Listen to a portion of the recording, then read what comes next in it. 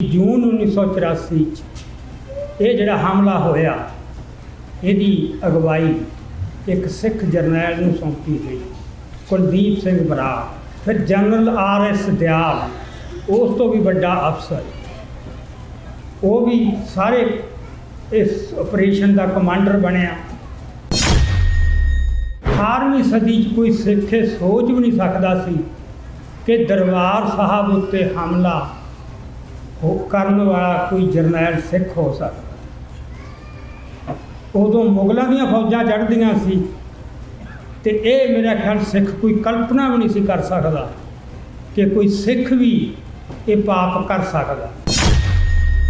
18वीं सदी च सवाल नहीं सी आउंदा, सिद्धे धर्मां की गल हुंदी सी भी तुसीं सिख हो, तुसीं मुसलमान हो, तुसीं हिंदू हो। हर एक की आपदे आपदे धर्म च आस्था हुंदी सी, आपदे धर्म वास्ते मरदी सी। धर्म तो उपर भी कोई चीज़ आ गई भी आपदे धर्म नूं लताड़ के छड्ड के तुसीं उस चीज़ की हिफाजत करन पै गए, वो सीगा देश। कई बार जो बंदे नूं समझ नहीं आउंदी पर दुख बहुत वड्डा है, वो फिर जिवें सैल्फ ब्लेम कि साथों ही कोई खुनामी हो, गलती कोई साथों ही होगी, क्योंकि उसकी व्याख्या तुहाडे कोल कोई है नहीं। उत्थे फिर जाके उंगलां उठियां संत जरनैल सिंह जी भिंडरां वाले कि उन्होंने की लोड़ सी हथियार लैके उत्थे बैठण दी, जे लड़ाई लड़नी सी किते बाहर आके लड़ लैंदे। गुरु दे एक हुक्म ते असीं कुछ भी कर सकते। ये भावना मनां च गुरु साहब ने भरती ते एवें नहीं सी भरती, खुद आपदा सरबंस वारिया सी। जिहड़ी ये साडे विच स्पिरिट भरी सी गुरु ने, वो किवें कड्ढी एजुकेशन राह कि धर्म ते राजनीति अलग अलग होंदे ने। ये हुण कित्थों आई गल? ये पच्छम तो आई। महाराजा रणजीत सिंह का जो राज सी उन्होंने अज दे कई कम्यूनिस्ट या सैकुलरिस्ट कह दिंदे, वो सैकुलर राज सी, कोई सैकुलर राज नहीं सी। तुसीं तां किन्ने देशां नूं आपस विच ही किवें लड़ाउने हो, किहो जे हथियार सिरजदे हो, सारी मानवता नूं तबाह करन वास्ते किन्ना तबाही का समान त्यार कर रहे। तुहाडे कोल तां ओह दृष्टि है ही नहीं, किते ओह जज्बा ही नहीं। सो गुरु साहब ने सानूं ये सिखाया सी, मानस की जात सब एक पहचान है, ये सैकुलरिज्म नहीं। सिख ते पैर पैर ते जवाब दिया गुरु ने। सो साडा दावा राज का बिल्कुल किसी वक्रे मंडल चों आया है, जिहड़ा प्रचलित दुनिया का दस्तूर है उन्हां दे राज का दावा वक्री। इस करके जदों सानूं इस तरह का राज मिलू, तुसीं देखिओ उहदी आबा सारे संसार चों बिल्कुल वक्री। धन धन श्री गुरु ग्रंथ साहब जी की पावन हजूरी विच सुभाएमान गुरु प्यारी साध संगत जी, फतेह की सांझ पाइए। वाहिगुरू जी का खालसा, वाहिगुरू जी की फतेह। पिछले 40 सालों तो मैं पंजाब च भी ते बाहरले देशों के विच भी देखदा आ रहा कि जिहड़ा जून का पहला हफ्ता है उन्होंने घल्लूघारे के रूप दे विच याद किया जाता है। जगह जगह के उत्ते समागम होंदे। एक गल मैं जिहड़ी नोट की, क्योंकि मैं जो पहली बार जिहड़ा जून 85 का जो हफ्ता आया उदों हालात की सी, अज हालात की, दोहां च फर्क कितना पै गया। ये क्योंकि अखां दे सामने देखिया, बदलदा भी देखिया, हुण तक पहुँचते भी देखिया। जदों पहला 6 जून या दिन सी, उस मौके अजे पंजाब दे विच फौज तैनात सी। ये नहीं सी कि दरबार साहब ते हमला होया ते फौज वापस चली गई, क्योंकि हाकमां नूं इस गल का पता सी कि अज असीं ताकत दा इन्नी ताकत झोक के इन्हां नूं दबा लिया जज्बातां ने। पर जदों भी असीं आ ताकत साडी घटी किते जां फौज नूं बाहर कढ लिया तां ये जज्बात फिर भटकणगे। उस मौके जगह जगह दे उत्ते फौज सी ते पहला जदों 85 जून का हफ्ता आया, उत्थे संगतां नूं खुली छुट्टी नहीं सी, दरबार साहब जा सकन ते उस जगह ते इकट्ठे होके अपने इस जो दर्द सी उन्हां दा उस नूं प्रगट कर सकन। थोड़े जे बंदे फिर भी अंदर चले गए, क्योंकि सिख स्टूडेंट फैडरेशन की मेन लीडरशिप तो गिरफ्तार हो गई सी, जोधपुर ਦੀਆਂ ਜੇਲ੍ਹਾਂ 'ਚ ਬੈਠੀ ਸੀ। पर बाद ਦੇ ਵਿੱਚ ਜਿਹੜੇ ਹੋਰ ਵਰਕਰ ਸੀ ਉਹਨਾਂ ਨੇ ਫਿਰ ਮੁੜ ਜਥੇਬੰਦ ਕੀਤਾ, ਫਿਰ ਕੰਮ ਤੋਰਨ ਦਾ ਯਤਨ ਕੀਤਾ। ਉਹ ਇੱਕ ਜੇ ਪਹਿਲੀਆਂ ਜਿਵੇਂ ਬੱਚਾ ਤੁਰਨਾ ਸਿੱਖਦਾ ਹੁੰਦਾ ਹੈ, ਮੈਂ ਉਹ ਸਮਾਂ ਵੀ ਦੇਖਿਆ। ਤੇ ਉਦੋਂ ਉਹਨਾਂ ਨੇ ਫਿਰ ਇੱਕ ਸੰਕੇਤਕ ਰੂਪ 'ਚ ਥੋੜ੍ਹੇ ਜਿਹੇ ਬੰਦਿਆਂ ਨੇ ਇਕੱਠੇ ਹੋ ਕੇ ਉੱਥੇ ਇਹ ਦਿਹਾੜਾ ਯਾਦ ਕੀਤਾ। ਪਰ ਉਸ ਤੋਂ ਜਗ੍ਹਾ ਮੈਂ ਉਸ ਤੋਂ ਬਾਅਦ ਮੈਂ 40 ਸਾਲਾਂ ਤੋਂ ਦੇਖਦਾ ਆ ਰਿਹਾ ਕਿ ਗੱਲ ਸਿੱਖਾਂ ਨੇ ਇਹ ਗੱਲ ਭੁਲਾਈ ਨਹੀਂ।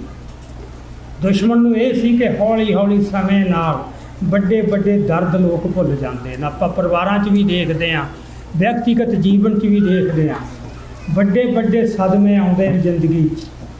ਹੌਲੀ ਹੌਲੀ ਕਹਿੰਦੇ ਨੇ ਸਮਾਂ ਦਾਰੂ ਹੁੰਦਾ ਹੈ, ਤੇ ਹੌਲੀ ਹੌਲੀ ਉਹ ਭੁੱਲ ਜਾਂਦੇ ਨੇ। ਪਰ ਇਹ ਜਿਹੜਾ ਸੀ ਸਦਮਾ ਸਾਡਾ, ਇਹਨੂੰ ਭੁੱਲਣ ਦੀ ਬਜਾਏ ਸਗੋਂ ਹਰ ਇੱਕ ਸਾਲ ਉਹ ਹੋਰ ਵੱਧ ਸ਼ਿੱਦਤ ਨਾਲ ਯਾਦ ਕੀਤਾ ਜਾਂਦਾ ਤੇ ਨਵੇਂ ਅਹਿਦ ਕੀਤੇ ਜਾਂਦੇ ਨੇ, ਤੇ ਸੰਘਰਸ਼ ਨੂੰ ਅੱਗੇ ਤੋਰਨ ਵਾਸਤੇ ਆਪਣਾ ਕਸਮਾਂ ਖਾਧੀਆਂ ਜਾਂਦੀਆਂ ਜਾਂ ਆਪਦੇ ਆਪ ਨੂੰ ਤਿਆਰ ਕੀਤਾ ਜਾਂਦਾ। ਸੋ ਇਹਦੇ ਵਾਸਤੇ ਵਿਦਵਾਨਾਂ ਨੇ ਇੱਕ ਟਰਮ ਚੁਣੀ ਹੈ, ਕਿਉਂਕਿ ਅਸੀਂ ਅੰਗਰੇਜ਼ੀ ਦੇ ਵਿੱਚ ਸਦਮੇ ਨੂੰ ਟਰੌਮਾ ਕਹਿੰਦੇ ਹਾਂ। ਜਦੋਂ ਕੋਈ ਇਹੀ ਜਿਹੀ ਗੱਲ ਵਾਪਰ ਜੇ ਜਿਹੜੀ ਤੁਸੀਂ ਜ਼ੋਰ ਲਾ ਲਓ ਭੁਲਾਇਆ ਵੀ ਭੁੱਲੇ ਨਾ, ਉਹਨੂੰ ਆਮ ਟਰੌਮਾ ਨਹੀਂ, ਉਹਨੂੰ ਚੋਜਨ ਟਰੌਮਾ ਕਹਿੰਦੇ। ਕਿ ਜਿਹੜਾ ਸਗੋਂ ਲਗਾਤਾਰ ਵਾਰ-ਵਾਰ ਉਹ ਤੁਸੀਂ ਚੇਤੇ ਕਰਦੇ ਹੋ, ਜਦੋਂ ਹੀ ਚੇਤੇ ਕਰਦੇ ਹੋ ਉਹ ਜ਼ਖਮ ਮੁੜ ਹਰੇ ਹੁੰਦੇ ਨੇ, ਤੇ ਉਹਦੇ 'ਚੋਂ ਫਿਰ ਤੁਸੀਂ ਸਾਰੇ ਸੋਚ ਵਿਚਾਰ ਚੱਲਦੀ ਹੈ। ਮੈਂ ਇਹ 40 ਸਾਲਾਂ 'ਚ ਮੈਂ ਦੇਖਿਆ ਕਿ ਇਹ ਮਸਲਾ ਵਾਰ-ਵਾਰ ਆ ਰਿਹਾ। ਮੈਂ ਜਦੋਂ ਇਸ ਦਾ ਗਵਾਹ ਬਣਿਆ, ਸਮਝ ਲਓ ਇਹ ਬਦਲ ਰਹੇ ਸਮੇਂ ਦਾ ਜਾਂ ਉਸ ਸਮੇਂ ਦਾ ਵੀ, ਤਾਂ ਜਦੋਂ ਮੈਂ ਲਿਖਣ ਦਾ ਕਾਰਜ ਹੋਇਆ, ਜਦੋਂ ਮੈਨੂੰ ਸਰਦਾਰ ਜਗਜੀਤ ਸਿੰਘ ਜਿਹੜੇ ਕਿ ਬਹੁਤ ਬਜ਼ੁਰਗ ਵਿਦਵਾਨ ਸੀ, ਜਿਨ੍ਹਾਂ ਨੇ ਸਿੱਖ ਰੈਵੋਲੂਸ਼ਨ ਕਿਤਾਬ ਲਿਖੀ, ਪੰਜਾਬੀ ਜੋ ਸਿੱਖ ਇਨਕਲਾਬ ਦੇ ਨਾਂ 'ਤੇ ਹੈ, ਉਹਨਾਂ ਨੇ ਮੇਰੀ ਇਹ ਇੱਕ ਹਿਸਾਬ ਨਾਲ ਡਿਊਟੀ ਲਾਈ ਸੀ ਕਿ ਜਿਨ੍ਹਾਂ ਨੇ ਸਾਡੇ 'ਤੇ ਜ਼ੁਲਮ ਕੀਤਾ, ਸਾਡੇ 'ਤੇ ਇਹ ਸਾਕਾ ਵਰਤਾਇਆ, ਉਹ ਤਾਂ ਆਪਦੀ ਗੱਲ ਵਾਰ-ਵਾਰ ਕਹੀ ਜਾ ਰਹੇ, ਕਿਤਾਬਾਂ 'ਤੇ ਕਿਤਾਬਾਂ ਲਿਆ ਰਹੇ, ਪਰ ਜਿਨ੍ਹਾਂ 'ਤੇ ਬੀਤੀ ਉਹਨਾਂ ਦੀ ਗੱਲ ਨਹੀਂ ਹੋ ਰਹੀ। ਉਹ ਗੱਲ ਹੋਣੀ ਚਾਹੀਦੀ ਹੈ। ਤੇ ਜਦੋਂ ਆਪਾਂ ਚਲੇ ਗਏ, ਜਿਨ੍ਹਾਂ ਨੇ ਦੇਖਿਆ ਇਹ ਸਾਰਾ ਸਮਾਂ, ਤਾਂ ਜਦੋਂ ਆਪਾਂ ਇੱਥੇ ਨਾ ਰਹੇ ਤਾਂ ਸਾਡੀਆਂ ਅਗਲੀਆਂ ਜੋ ਪੀੜ੍ਹੀਆਂ ਹੋਣਗੀਆਂ ਉਹ ਤਾਂ ਫਿਰ ਸੁਣ ਸੁਣਾ ਕੇ ਕੁਛ ਗੱਲਾਂ ਕਰਨਗੀਆਂ। ਉਹ ਕਿੰਨੀਆਂ ਕੁ ਔਥੈਂਟਿਕ ਹੋਣਗੀਆਂ, ਕਿੰਨੀਆਂ ਕੁ ਸੱਚੀਆਂ, ਉਹ ਆਪਾਂ ਦੇਖਿਆ ਇਤਿਹਾਸ ਦੇ ਵਿੱਚ ਕਿੰਨੇ ਵਿਗਾੜ ਪੈਂਦੇ ਨੇ। ਸੋ ਚਲੋ ਮੈਂ ਬਹੁਤਾ ਵਿਸਥਾਰ 'ਚ ਨਾ ਜਾਵਾਂ। ਜਦੋਂ ਮੈਂ ਲਿਖਣ ਦਾ ਫੈਸਲਾ ਕੀਤਾ, ਪੜ੍ਹਿਆ ਪਹਿਲੇ ਹਮਲੇ ਕਿਹੜੇ ਹੋਏ, 18ਵੀਂ ਸਦੀ 'ਚ ਕਿੰਨੇ ਹਮਲੇ ਹੋਏ, ਤਾਂ ਇੱਕ ਗੱਲ ਜਿਹੜੀ ਮੈਨੂੰ ਕੰਟਰਾਸਟ ਦਿਸਿਆ ਵੱਡਾ, ਕਿ ਜਿਹੜੇ 18ਵੀਂ ਸਦੀ 'ਚ 5 ਵਾਰ ਹਮਲੇ ਹੋਏ ਥੋੜ੍ਹੇ ਸਾਲਾਂ 24 ਸਾਲਾਂ ਦੇ ਵਸਪੇ 'ਚ, ਪਰ 18ਵੀਂ ਸਦੀ 'ਚ ਕੋਈ ਸਿੱਖ ਇਹ ਸੋਚ ਵੀ ਨਹੀਂ ਸਕਦਾ ਸੀ ਕਿ ਦਰਬਾਰ ਸਾਹਿਬ ਉੱਤੇ ਹਮਲਾ ਕਰਨ ਵਾਲਾ ਕੋਈ ਜਰਨੈਲ ਸਿੱਖ ਹੋ ਸਕਦਾ। ਉਦੋਂ ਮੁਗਲਾਂ ਦੀਆਂ ਫੌਜਾਂ ਚੜ੍ਹਦੀਆਂ ਸੀ, ਤੇ ਇਹ ਮੇਰਾ ਖਿਆਲ ਸਿੱਖ ਕੋਈ ਕਲਪਨਾ ਵੀ ਨਹੀਂ ਸੀ ਕਰ ਸਕਦਾ ਕਿ ਕੋਈ ਸਿੱਖ ਵੀ ਇਹ ਪਾਪ ਕਰ ਸਕਦਾ। ਪਰ 1984 ਜੂਨ 1984 'ਚ ਇਹ ਜਿਹੜਾ ਹਮਲਾ ਹੋਇਆ, ਇਹਦੀ ਅਗਵਾਈ ਇੱਕ ਸਿੱਖ ਜਰਨੈਲ ਨੂੰ ਸੌਂਪੀ ਗਈ, ਕੁਲਦੀਪ ਸਿੰਘ ਬਰਾੜ। ਉਹਨਾਂ ਹੀ ਪਿੰਡਾਂ ਦਾ, ਪੱਤੋ ਹੀਰਾ ਸਿੰਘ ਦਾ, ਮੋਗੇ ਦਾ, ਉਹਨੂੰ ਸੌਂਪੀ ਗਈ। ਫਿਰ ਜਨਰਲ RS ਦਿਆਲ, ਉਸ ਤੋਂ ਵੀ ਵੱਡਾ ਅਫਸਰ, ਉਹ ਵੀ ਸਾਰੇ ਇਸ ਆਪਰੇਸ਼ਨ ਦਾ ਕਮਾਂਡਰ ਬਣਿਆ। ਜਿਹੜੇ ਉਹਨਾਂ ਨੇ ਬੰਦੇ ਚੁਣੇ ਅੰਦਰ ਜਾਣ ਵਾਸਤੇ, ਜਿਹੜੇ ਵਰਦੀਆਂ ਗੋਲੀਆਂ ਦੇ ਵਿੱਚ ਵੀ ਅੰਦਰ ਜਾਣਗੇ, ਉਹਨਾਂ 'ਚੋਂ ਵੀ ਬਹੁਤ ਸਾਰੇ ਸਿੱਖ ਸੀ। ਸੋ ਜਨਰਲ ਕੁਲਦੀਪ ਸਿੰਘ ਬਰਾੜ ਨੇ ਲਿਖਿਆ, ਜਾਂ ਉਹ ਦੱਸਦਾ, ਬੜਾ ਹੁੱਬ ਕੇ ਦੱਸਦਾ ਕਿ ਹਮਲਾ ਕਰਨ ਤੋਂ ਪਹਿਲਾਂ 3 ਜੂਨ ਦੀ ਰਾਤ ਨੂੰ 9 ਵਜੇ ਤੋਂ ਬਾਅਦ ਉਹਨਾਂ ਨੇ ਹਮਲਾ ਕਰਨਾ ਸੀ।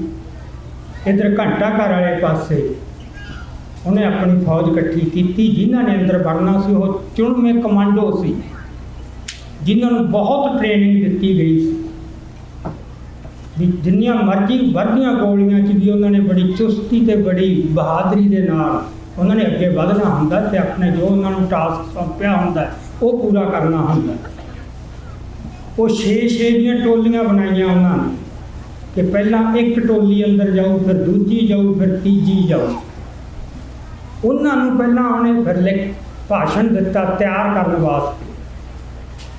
ਇੱਕ ਜਜ਼ਬਾ ਉਭਾਰਨਾ ਹੁੰਦਾ ਵੀ ਲੜਾਈ ਦੇ ਵਿੱਚ ਲੈ ਕੇ ਜਾਣਾ, ਤੇ ਉਹਨਾਂ ਨੂੰ ਤਿਆਰ ਕੀਤਾ ਜਾਵੇ ਮਾਨਸਿਕ ਤੌਰ 'ਤੇ। ਉੱਧਰੋਂ ਸਿੰਘ ਵੱਖਰੇ ਤਰੀਕੇ ਨਾਲ ਤਿਆਰ ਹੋ ਰਹੇ ਨੇ, ਉਹ ਪਾਠ ਕਰ ਰਹੇ ਨੇ, ਉਹ ਆਪਣੇ ਮਨ ਨੂੰ ਹੋਰ ਤਰ੍ਹਾਂ ਤਿਆਰ ਕਰ ਰਹੇ ਨੇ, ਇੱਧਰ ਫੌਜ ਹੋਰ ਤਰ੍ਹਾਂ ਤਿਆਰ ਹੋ ਰਹੀ ਹੈ। ਉਹ ਕਹਿੰਦਾ ਵੀ ਮੈਂ ਕਿਹਾ ਕਿ ਇਹ ਮਾਮਲਾ ਧਾਰਮਿਕ ਸ਼ਰਧਾ ਦਾ ਵੀ ਹੈ, ਤੇ ਜੇ ਕਿਸੇ ਨੂੰ ਲੱਗਦਾ ਹੈ ਕਿ ਇਹ ਮੈਂ ਇਹ ਕੰਮ ਨਹੀਂ ਕਰ ਸਕਦਾ, ਮੇਰੀ ਧਾਰਮਿਕ ਨਿਸ਼ਠਾ ਇਸ ਗੱਲ ਦੀ ਇਜਾਜ਼ਤ ਨਹੀਂ ਦਿੰਦੀ, ਉਹ ਪਹਿਲਾਂ ਦੱਸ ਦੇ, ਮੈਂ ਖੁੱਲ੍ਹੀ ਛੁੱਟੀ ਦਿੰਦਾ। ਉਹ ਜੇ ਨਹੀਂ ਇਹਦੇ ਵਿੱਚ ਸ਼ਾਮਲ ਹੋਣਾ ਚਾਹੁੰਦਾ ਉਹ ਆਪਦੇ ਆਪ ਨੂੰ ਵਿਡਰਾ ਕਰ ਸਕਦਾ। ਉਹ ਕਹਿੰਦਾ ਇੱਕ ਸਰਦਾਰ ਫੌਜੀ ਸੀ, ਉਹਨੇ ਹੱਥ ਖੜਾ ਕੀਤਾ ਤੇ ਮੇਰੇ ਮਨ ਵਿੱਚ ਆਇਆ ਕਿ ਇਹ ਸ਼ਾਇਦ ਇਹ ਗੱਲ ਕਹੂਗਾ ਕਿ ਮੇਰੀ ਜ਼ਮੀਰ ਇਜਾਜ਼ਤ ਨਹੀਂ ਦਿੰਦੀ, ਪਰ ਉਹ ਸਰਦਾਰ ਨੇ ਸਗੋਂ ਉਲਟਾ ਕਿਹਾ ਕਿ ਸਰ ਸਭ ਤੋਂ ਪਹਿਲਾਂ ਮੈਨੂੰ ਭੇਜਿਆ। ਉਹਨੇ ਸਵਾਲ ਬਹੁਤ ਮਹੱਤਵਪੂਰਨ ਹੈ, ਤੁਸੀਂ ਸੋਚ ਕੇ ਦੇਖੋ ਕਿ ਗੁਰੂ ਦੇ ਘਰ 'ਤੇ ਹਮਲਾ ਕਰਨ ਵਾਸਤੇ ਸਿੱਖ ਜਰਨੈਲ, ਸਿੱਖ ਫੌਜੀ ਖੁਦ ਮੁਖਤ ਤਿਆਰ ਹੋ ਰਹੇ। ਇਹ ਏਡੀ ਤਬਦੀਲੀ ਕਿਉਂ ਵਾਪਰ ਗਈ? ਸਾਡੇ ਕੋਲ ਇਹਦਾ ਕੋਈ ਕਨਵਿੰਸਿੰਗ ਆਨਸਰ ਚਾਹੀਦਾ। ਕਨਵਿੰਸਿੰਗ ਜਵਾਬ ਤਾਂ ਅਸੀਂ ਬੜੇ ਘੱਟ ਲੈਂਦੇ ਹਾਂ ਕਿ ਉਹਨਾਂ ਦੀਆਂ ਜ਼ਮੀਰਾਂ ਮਰ ਗਈਆਂ ਸੀ, ਉਹ ਵਿਕ ਗਏ ਸੀ। ਇਹ ਇੰਨੀ ਗੱਲ ਨਹੀਂ ਹੁੰਦੀ। ਉਹੀ ਬੰਦੇ ਜਿਨ੍ਹਾਂ ਨੂੰ ਅਸੀਂ ਕਹਿੰਦੇ ਉਹਨਾਂ ਦੀਆਂ ਜ਼ਮੀਰਾਂ ਮਰ ਗਈਆਂ ਜਾਂ ਗੈਰਤ ਨਹੀਂ ਸੀ, ਉਹਨਾਂ ਦੇ ਵਿੱਚ ਬੇਗੈਰਤੇ ਸੀ, ਜਿਹੜੀ ਗੱਲ 'ਚ ਉਹਨਾਂ ਦੀ ਨਿਸ਼ਠਾ ਉਹ ਬੜੀ ਬਹਾਦਰੀ ਨਾਲ ਲੜਦੇ ਨੇ ਤੇ ਮਰਦੇ ਵੀ। ਸੋ ਫਰਕ ਕੀ ਪੈ ਗਿਆ 18ਵੀਂ ਸਦੀ ਤੋਂ 20ਵੀਂ ਸਦੀ ਤੱਕ ਆਉਂਦੇ ਕਿ ਜਿਹੜੀ ਗੱਲ ਦੀ 18ਵੀਂ ਸਦੀ 'ਚ ਅਸੀਂ ਕਲਪਨਾ ਵੀ ਨਹੀਂ ਕਰ ਸਕਦੇ, ਉਹ ਸਾਡੇ ਸਾਹਮਣੇ ਵਾਪਰੀ। ਸੋ ਮੈਂ ਫਿਰ ਇਸ ਗੱਲ ਨਾਲ ਖੌਜਲਿਆ, ਗ੍ਰੈਪਲ ਕੀਤਾ ਕਿ ਸਾਡੇ ਕੋਲ ਇਹਦਾ ਕੋਈ ਜਵਾਬ ਚਾਹੀਦਾ। ਜੇ ਅਸੀਂ ਇਹਦਾ ਜਵਾਬ ਨਾ ਦੇ ਸਕੇ ਤਾਂ ਇਹ ਐਂ ਵਾਪਰੀ ਜਾ। ਸੋ ਮੈਂ ਜਿਸ ਨਿਰਣੇ 'ਤੇ ਪਹੁੰਚਿਆ ਫਿਰ ਇਹ ਸਾਰੇ ਕੁਛ ਦੀ ਜ਼ੋਰ ਲਾ ਕੇ ਮੈਨੂੰ ਇਹ ਸੀ ਕਿ ਜਦੋਂ ਬੰਦੇ ਸਾਹਮਣੇ ਮਰਨ ਦੀ ਗੱਲ ਆਉਂਦੀ ਹੈ ਤਾਂ ਆਪਦੇ ਆਪ ਜਦੋਂ ਉਹ ਵਲੰਟੈਰੀਲੀ ਆਪਣੀ ਮਰਜ਼ੀ ਨਾਲ ਮੌਤ ਦਾ ਰਾਹ ਚੁਣਦਾ ਤਾਂ ਜਾਂ ਤਾਂ ਉਹਦੇ ਕੋਲੇ ਕੋਈ ਬਹੁਤ ਵੱਡਾ ਆਬਜੈਕਟਿਵ ਹੋਵੇ, ਕੋਈ ਵੱਡਾ ਆਦਰਸ਼ ਹੈ ਜੋ ਹਾਸਲ ਕਰਨ ਵਾਸਤੇ, ਤੇ ਜਾਂ ਜਿਹਦੇ 'ਚ ਉਹਦੀ ਪਹਿਲੀ ਵਫਾਦਾਰੀ ਹੈ, ਪੂਰਨ ਵਫਾਦਾਰੀ ਕਿਸੇ ਚੀਜ਼ 'ਚ। ਵਫਾਦਾਰੀ ਤੋਂ ਬਿਨਾਂ ਤੁਸੀਂ ਆਪਣੀ ਜਾਨ ਨਹੀਂ ਦੇ ਸਕਦੇ। ਸੋ ਇੱਕ ਪਾਸੇ ਗੁਰੂ ਹੈ ਤੇ ਅਸੀਂ ਐਕਸਪੈਕਟ ਤਾਂ ਇਹੀ ਕਰਦੇ ਹਾਂ ਨਾ, ਤਵੱਕੋ ਤਾਂ ਇਹੀ ਕਰਦੇ ਹਾਂ ਕਿ ਸਿੱਖ ਵਾਸਤੇ ਗੁਰੂ ਤੋਂ ਵੱਡੀ ਕੋਈ ਗੱਲ ਨਹੀਂ ਹੋ ਸਕਦੀ।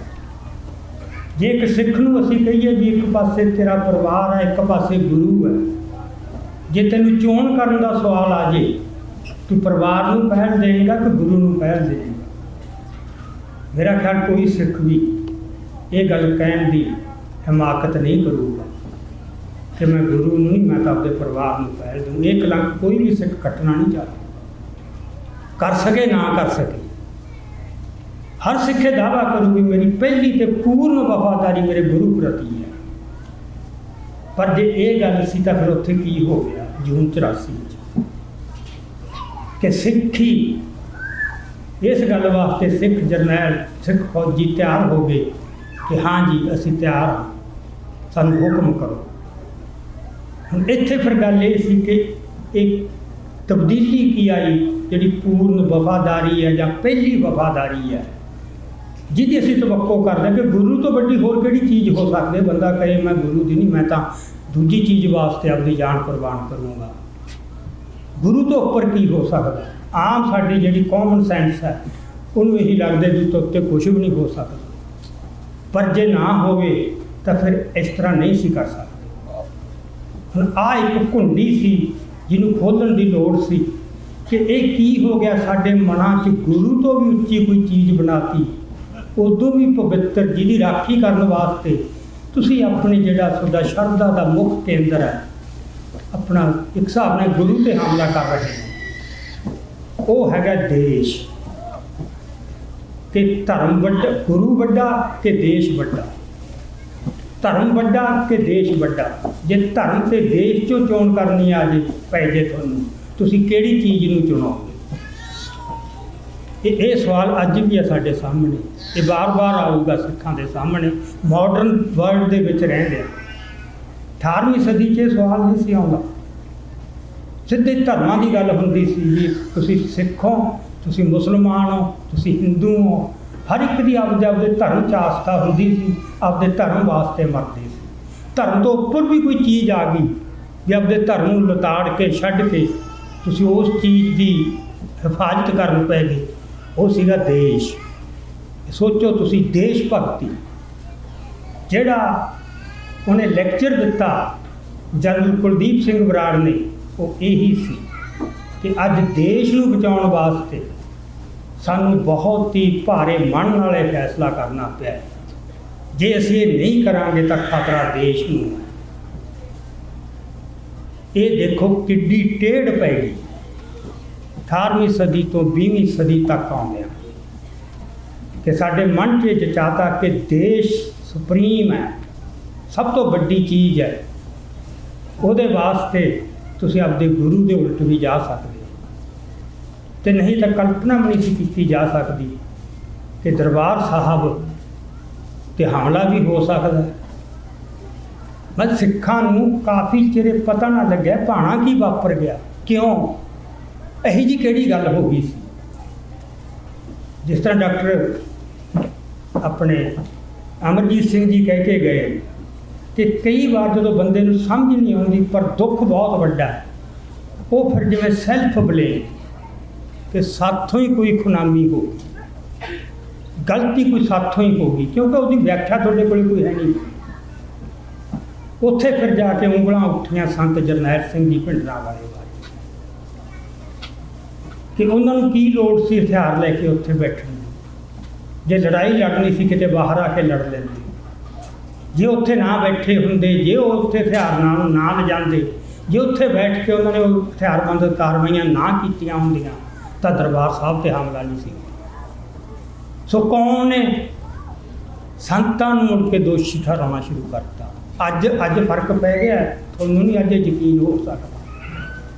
ਉਹਨਾਂ ਦਿਨਾਂ ਦੇ ਵਿੱਚ 1984-85 ਮੈਂ ਤਕਰੀਬਨ ਪੰਜਾਬ ਦੇ ਸਾਰੇ ਵਿਦਵਾਨਾਂ ਕੋਲ ਜਾ ਕੇ ਮਿਲਿਆ, ਕਿਉਂਕਿ ਮੈਂ ਸਮਝਣ ਦਾ ਯਤਨ ਕਰ ਰਿਹਾ ਸੀ। ਅਤੇ ਸਾਰਿਆਂ ਦਾ, ਬਹੁਤਿਆਂ ਦਾ ਇਹ ਕਹਿ ਲਓ 95% ਵਿਦਵਾਨਾਂ ਦਾ ਇਹ ਸੀ ਕਿ ਗਲਤੀ ਸੰਤ ਜਰਨੈਲ ਸਿੰਘ।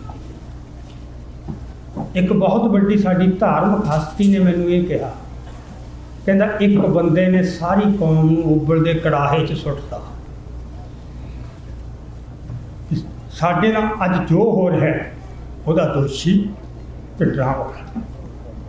ਸੋਚੋ, ਕੌਮ ਇਸ ਦੌਰ 'ਚੋਂ ਲੰਘੀ ਹੈ, ਇਸ ਫੇਜ਼ 'ਚੋਂ ਵੀ ਲੰਘੀ ਹੈ। ਕਿਉਂ ਲੰਘੀ? ਕਿ ਮਨ ਦੇ ਵਿੱਚ ਵਸਾਤਾ ਕਿ ਦੇਸ਼ ਤੋਂ ਉੱਚੀ ਕੋਈ ਚੀਜ਼। ਹੁਣ ਦੇਸ਼ ਕੀ ਹੈ? ਧਰਤੀ ਦਾ ਇੱਕ ਟੁਕੜਾ।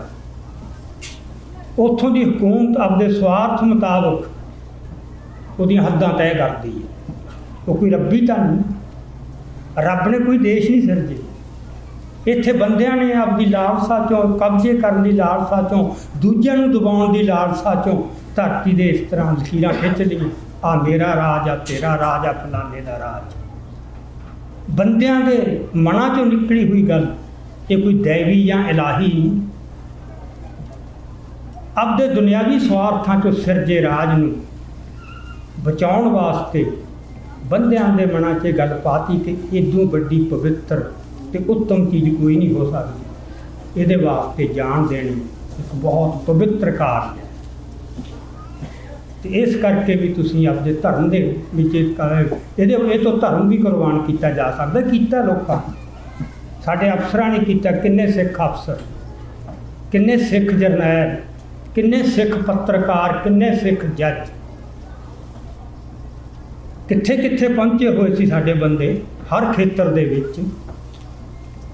ਤੇ ਜਦੋਂ ਹਮਲਾ ਹੋਇਆ ਤਾਂ ਉਹ ਜਿਹੜੇ ਆਪਦੇ ਅਵਾਰਡ ਕਿੰਨੇ ਕਿੰਨੇ ਲਏ ਹੋਏ ਸੀਗੇ ਉਹ ਵਾਪਸ ਕਰਨ ਵਾਲੇ ਉਂਗਲਾਂ 'ਤੇ ਗਿਣਨ ਜੋਗੇ ਨੇ, ਜਿਨ੍ਹਾਂ ਨੇ ਜਾ ਕੇ ਰਾਸ਼ਟਰਪਤੀ ਨੂੰ ਆਪਦਾ ਅਵਾਰਡ, ਜਿਨ੍ਹਾਂ 'ਚੋਂ ਇੱਕ ਭਗਤ ਪੂਰਨ ਸਿੰਘ ਵੀ ਸੀ, ਇੱਕ ਡਾਕਟਰ ਧਨਵੰਤ ਸਿੰਘ ਸੀ ਅੱਖਾਂ ਦੇ, ਖੁਸ਼ਵੰਤ ਸਿੰਘ ਵੀ ਸੀ, ਚਲੋ ਕੁਛ ਵੀ ਹੈ, ਬੜੇ ਉਂਗਲਾਂ 'ਤੇ ਗਿਣਨ ਯੋਗ। ਮਤਲਬ ਮੇਰਾ ਇਹ ਸੀ ਕਿ ਚਾਹੀਦਾ ਇਹ ਸੀ ਕਿ ਜਿਹੜਾ ਰਾਸ਼ਟਰਪਤੀ ਭਵਨ ਹੈ ਉਹਦਾ ਵਿਹੜਾ ਮੈਡਲਾਂ ਨਾਲ ਭਰ ਜਾਣਾ ਚਾਹੀਦਾ ਵੀ ਸਿੱਖ ਵਗਾ ਵਗਾ ਮਾਰਦੇ ਆਪਦੇ ਮੈਡਲ ਤੇ ਤਗਮੇ ਵੀ ਤੁਸੀਂ ਸਾਡੇ ਨਾਲ ਆਹ ਕੀਤਾ, ਹੁਣ ਤੁਹਾਡੇ ਨਾਲ ਸਾਡੀ ਕੋਈ ਸਾਂਝ ਨਹੀਂ, ਹੁਣ ਅਸੀਂ ਸਾਥੋਂ ਵਫਾਦਾਰੀ ਦੀ ਉਮੀਦ ਨਾ ਰੱਖੋ। ਹੁਣ ਇਹ ਤਬਦੀਲੀ ਜਿਹੜੀ ਵੀ ਦੇਸ਼ ਵੱਡਾ ਧਰਮ ਛੋਟਾ ਹੈ, ਇਹ ਕਿਵੇਂ ਆਈ? ਇਹ ਆਈ ਗਿਆਨ ਦਾ, ਦਿਮਾਗਾਂ 'ਚ ਕੁਝ ਗੱਲਾਂ ਪਾਈਆਂ ਗਈਆਂ। ਜੋ ਕਿਤਾਬਾਂ ਸਕੂਲਾਂ ਤੋਂ ਅਸੀਂ ਸ਼ੁਰੂ ਕਰਦੇ ਹਾਂ, ਜੋ ਕਾਲਜਾਂ ਯੂਨੀਵਰਸਿਟੀਆਂ ਤੱਕ ਪੜ੍ਹਦੇ ਹਾਂ, ਉਹ ਕਿਤਾਬਾਂ 'ਚ ਇਹੀ ਸਿਖਾਇਆ ਜਾਂਦਾ। ਕਿਉਂਕਿ ਬੰਦੇ ਦੀ ਸੋਚ ਕਿੱਥੋਂ ਢਲਦੀ ਹੈ? ਸੋਚ ਢਲਦੀ ਹੈ ਜੋ ਪਬਲਿਕ ਡਿਸਕੋਰਸ ਚੱਲ ਰਿਹਾ ਹੁੰਦਾ ਸੁਸਾਇਟੀ 'ਚ। ਮਾਂ-ਬਾਪ ਗੱਲਾਂ ਕਰਦੇ ਨੇ, ਸਕੂਲ ਦੇ ਵਿੱਚ ਟੀਚਰ ਪੜ੍ਹਾਉਂਦਾ, ਫਿਰ ਅੱਗੇ ਅੱਗੇ ਤੁਸੀਂ ਹੈ ਵਿੱਦਿਆ ਲਈ ਜਾਂਦੇ ਹੋ। ਟੀਵੀ ਦੇ ਜੋ ਮੀਡੀਆ ਦੇ ਵਿੱਚ ਜੋ ਆਉਂਦਾ, ਜੋ ਵੀ ਪਬਲਿਕ ਡਿਸਕੋਰਸ ਹੈ, ਉਹ ਤੁਹਾਡੀ ਸੋਚ ਘੜ ਦਿੰਦਾ। ਸੋ ਇਹ ਇੱਕ ਵੱਡੀ ਜਿਹੜੀ ਟੇਢ ਪਾਈ ਗਈ। ਸਿੱਖ ਇਸ ਤਰ੍ਹਾਂ ਨਹੀਂ ਸੀ ਸਿਰਜਿਆ ਗੁਰੂ ਜੀ ਕਿ ਤੂੰ ਧਰਤੀ ਦੇ ਕਿਸੇ ਟੁਕੜੇ ਵਾਸਤੇ ਆਪਣੀਆਂ ਜਾਨਾਂ ਕੁਰਬਾਨ ਕਰ। ਜੇ ਧਰਤੀ ਦੇ ਕਿਸੇ ਟੁਕੜੇ ਵਾਸਤੇ ਵੀ ਕਰਨੀ ਹੈ ਤਾਂ ਉਹਦਾ ਵੀ ਇੱਕ ਉਹਨਾਂ ਨੇ ਸੇਧਾਂ ਦਿੱਤੀਆਂ ਹੋਈਆਂ। ਹੁਣ ਜਦੋਂ ਅਸੀਂ ਖਾਲਿਸਤਾਨ ਦੀ ਗੱਲ ਕਰਦੇ ਹਾਂ ਕਿ ਸਾਡਾ ਆਪਦਾ ਰਾਜ ਹੋਣਾ ਚਾਹੀਦਾ, ਇਹ ਮੰਗ ਅਸੀਂ ਦੂਜਿਆਂ ਮੰਗ ਨਹੀਂ ਕਰ ਰਹੇ। ਕਿਉਂ ਅਸੀਂ ਕਹਿ ਰਹੇ ਹਾਂ ਵੀ ਪੰਜਾਬ ਦੀ ਜਿਹੜੀ ਧਰਤੀ, ਉੱਥੇ ਸਾਡਾ ਇੱਕ ਦਾਅਵਾ ਬਣਦਾ। ਉਹ ਦਾਅਵਾ ਇਹ ਬਣਦਾ ਕਿ ਉਹ ਜਿਵੇਂ ਕਿ ਉੱਥੇ ਸਾਡੇ ਗੁਰੂਆਂ ਦੀਆਂ ਪੈੜਾਂ ਪਾਈਆਂ, ਉੱਥੇ ਗੁਰੂਆਂ ਨੇ ਸੀਸ ਦਿੱਤੇ ਆ, ਤੱਤੀਆਂ ਤਵੀਆਂ 'ਤੇ ਬੈਠੇ ਆ, ਸਰਬੰਸ ਵਾਰੇ ਆ, ਫਿਰ ਉੱਥੇ ਲੰਮਾ ਅਮਲ ਚੱਲਿਆ। ਸੋ ਉਹ ਜਿਹੜੀ ਧਰਤੀ ਹੈ, ਉੱਥੇ 230 ਸਾਲ ਰੂਹਾਨੀਅਤ ਦਾ ਨਿਰੰਤਰ ਪ੍ਰਵਾਹ ਚੱਲਿਆ। ਇੱਕ ਸਕਿੰਟ ਦਾ ਵੀ ਕਿਤੇ ਵਿਗੜ ਨਹੀਂ। 10 ਜਾਮਿਆਂ ਦੇ ਰੂਪ 'ਚ ਉੱਥੇ ਰੂਹਾਨੀਅਤ, ਉੱਥੇ ਰੱਬ ਖੁਦ ਪ੍ਰਗਟ ਹੋਇਆ, ਜਿਹਦੇ ਨਾਲ ਉਸ ਧਰਤੀ ਦਾ ਇੱਕ ਇੱਕ ਕਣ ਪਵਿੱਤਰ ਹੋ ਗਿਆ। ਪਵਿੱਤਰਤਾ ਰੂਹਾਨੀਅਤ ਬਖਸ਼ਦੀ ਹੈ। ਇਹ ਨਹੀਂ ਮੇਰਾ ਆਸ ਇਲਾਕੇ 'ਤੇ ਕਬਜ਼ਾ ਤੇ ਇਹ ਹੁਣ ਮੇਰੀ ਪਵਿੱਤਰ ਧਰਤੀ ਹੈ। ਕਬਜ਼ੇ ਦੀ ਲਾਲਸਾ 'ਚੋਂ ਤੁਸੀਂ ਕੋਈ ਆਪਣੀ ਸਰਹੱਦ ਵਾਹ ਲਈ ਤੇ ਕਹੋ ਹੁਣ ਇਹਦੇ ਵਾਸਤੇ ਜਾਨਾਂ ਵਾਰ ਦਿਓ, ਇਹ ਨਹੀਂ, ਉਹ ਪਵਿੱਤਰ ਨਹੀਂ। ਉਹ ਤਾਂ ਬੰਦੇ ਦੇ ਸਵਾਰਥ 'ਚੋਂ ਨਿਕਲੀ ਹੋਈ ਗੱਲ ਹੈ। ਉੱਥੇ ਰੂਹਾਨੀਅਤ ਦਾ ਪ੍ਰਵਾਹ ਚੱਲਿਆ ਤੇ ਰੂਹਾਨੀਅਤ ਦੇ ਪ੍ਰਵਾਹ 'ਚ ਜਦੋਂ ਬੰਦੇ ਕਿੰਨੇ ਬਦਲੇ, ਉਹ ਜੋ ਰੂਹਾਂ ਪੈਦਾ ਹੋਈਆਂ ਉਹਨਾਂ ਨੇ ਉੱਥੇ 200 ਸਾਲ 300 ਸਾਲ ਲਗਾਤਾਰ ਆਪਣੀਆਂ ਜ਼ਿੰਦਗੀਆਂ ਵਾਰੀਆਂ, ਧਰਮ ਵਾਸਤੇ ਵਾਰੀਆਂ, ਧਰਮ ਵਾਸਤੇ, ਗੁਰੂ ਵਾਸਤੇ। ਵੀ ਗੁਰੂ ਦੇ ਇੱਕ ਹੁਕਮ 'ਤੇ ਅਸੀਂ ਕੁਝ ਵੀ ਕਰ ਸਕਦੇ। ਇਹ ਭਾਵਨਾ ਮਨਾਂ 'ਚ ਗੁਰੂ ਸਾਹਿਬ ਨੇ ਭਰਤੀ ਸੀ ਤੇ ਐਵੇਂ ਨਹੀਂ ਸੀ ਭਰਤੀ, ਖੁਦ ਆਪਦਾ ਸਰਬੰਸ ਵਾਰਿਆ ਸੀ। ਸੋ ਇਸ ਕਰਕੇ ਜਿਹੜੀ ਇਹ ਸਾਡੇ ਵਿੱਚ ਸਪਿਰਿਟ ਭਰੀ ਸੀ ਗੁਰੂ ਨੇ, ਉਹ ਕਿਵੇਂ ਕੱਢੀ? ਐਜੂਕੇਸ਼ਨ ਰਾਹੀਂ ਇੱਕ ਮੱਤ ਪੁੱਠੀ ਦਿੱਤੀ ਗਈ, ਅਨੇਕਾਂ ਢੰਗਾਂ ਨਾਲ ਵਰਤਾਈ ਗਈ ਕਿ ਧਰਮ ਤੇ ਰਾਜਨੀਤੀ ਅਲੱਗ-ਅਲੱਗ ਹੁੰਦੇ ਨੇ। ਇਹ ਹੁਣ ਕਿੱਥੋਂ ਆਈ ਗੱਲ?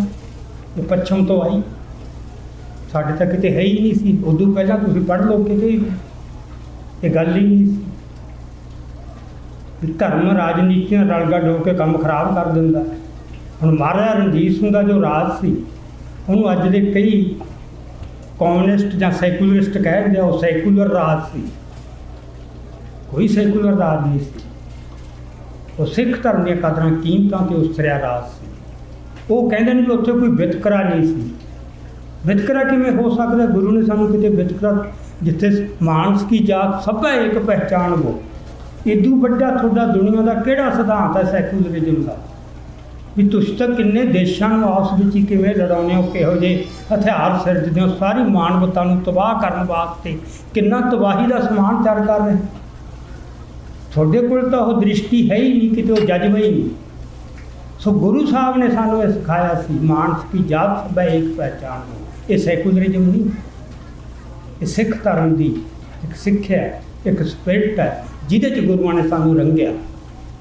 सो इस करके जदों असीं उत्थे दावा करते हैं वो दूजियां वांगू नहीं, उस करके कि उस धरती का कण कण जिहड़ा है वो रूहानीयत नाल पवित्र होया होया ते असीं उस आदर्श नूं जिहदे वास्ते इन्ना उत्थे लहू डुੱਲਿਆ वो किसी तंग नज़र जे राज की तृष्णा चों नहीं सी डुੱਲਿਆ। राज फॉर वट राज सिख वास्ते रूहानीयत की एक मंजिल है। होर किसी कौम को एडा वड्डा विजन है नहीं। अज यहूदियों की गल की जाती है, ज्यूज की गल की जाती है कि किवें उन्होंने एक सुपना लिया कि साडा राज होवे। चलो वो वास्ते बहुत लड़े, बहुत जुल्म होए। तो सवाल सानूं अक्सर सिखां नूं भी खड़ा किया जाता है भी तुसीं आपदे आप नूं उन्हां नाल मिल के देखदे हो, जदों तुहाडे हत्थ च राज आ जी तो तुसीं भी फिर उहो जिहा नहीं बनोगे। असीं कहने नहीं बना, क्योंकि यहूदी जदों लड़ रहे सी वो आपदे उत्ते हो रहे जुल्म वास्ते लड़ रहे सी ते आपदे राज की चलो मंग कि असीं बचाओ करना हर एक दा आपदा सैल्फ डिफेंस, ये तो पशु पंछियों के विच भी है, आपदे आप नूं प्रोटैक्ट करना। तो उन्होंने लग्या साडा आपदा राज होवे तो असीं आपदा बचाव कर सकांगे। ये छोटा कंसर्न है, ये तो पशुओं के विच भी हुंदा। साडा राज का जिहड़ा संकल्प है वो इन्ना छोटा। सानूं गुरु साहब ने जो मिशन दिता है कि इस धरती के उत्ते रब्बी निजाम सिरजना, आ दुनियावी राज नहीं करना, पर वो वास्ते साडे कोल कोई खिता चाहिए जिथे असीं आपदे वो आदर्श जिहड़े साडे गुरबाणी दे विच पए ਉਹਦੇ ਵਿੱਚੋਂ ਜਿਹੋ ਜਿਹਾ ਮਨੁੱਖ ਦਾ ਸੰਕਲਪ ਉੱਭਰਦਾ, ਉਹਦੇ ਵਿੱਚੋਂ ਜਿਹੋ ਜਿਹੇ ਸਮਾਜ ਦਾ ਸੰਕਲਪ ਉੱਭਰਦਾ, ਉਹਦੇ ਵਿੱਚੋਂ ਜਿਹੋ ਜਿਹੇ ਰਾਜ ਦਾ ਸੰਕਲਪ ਉੱਭਰਦਾ, ਉਹਨੂੰ ਅਸੀਂ ਕਿਤੇ ਮਟੀਰੀਅਲਾਈਜ਼ ਤਾਂ ਕਰਕੇ ਦਿਖਾਈਏ ਨਾ ਉਦਾਹਰਨ ਦੇ ਤੌਰ 'ਤੇ ਵੀ ਆਹ ਅਸੀਂ ਦੁਨੀਆ ਨੂੰ ਦੱਸਣ ਵਾਲੇ ਜੋਗੇ ਹੋਏ। ਸੋ ਯਹੂਦੀ ਜਦੋਂ ਲੜ ਰਹੇ ਸੀ ਉਹ ਠੀਕ ਹੈ ਕਿ ਆਪਦੇ ਖਿਲਾਫ ਹੋ ਰਹੇ ਜ਼ੁਲਮਾਂ ਦੇ ਖਿਲਾਫ ਲੜ ਰਹੇ ਸੀ, ਪਰ ਉਹਨਾਂ ਕੋਲ ਵੱਡੀ ਦ੍ਰਿਸ਼ਟੀ ਕੋਈ ਨਹੀਂ, ਵੱਡਾ ਵਿਜ਼ਨ ਕੋਈ ਨਹੀਂ। सिख ऐ नहीं कर सकूगा। सिख तो पैर पैर से जवाब दिया गुरु ने।